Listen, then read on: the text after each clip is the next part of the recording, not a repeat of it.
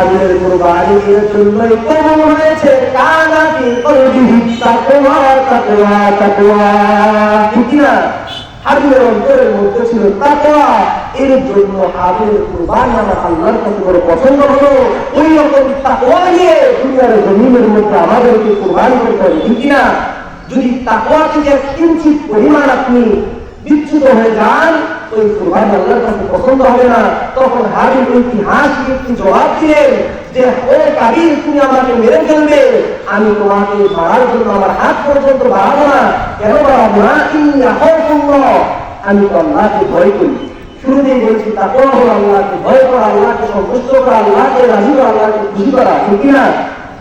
এর জন্য হাবিল বললেন আমি তো আল্লাহকে ভয় করি। এর জন্য হাবিলের কুরবানি আল্লাহর কাছে কবুল হয়ে গেল।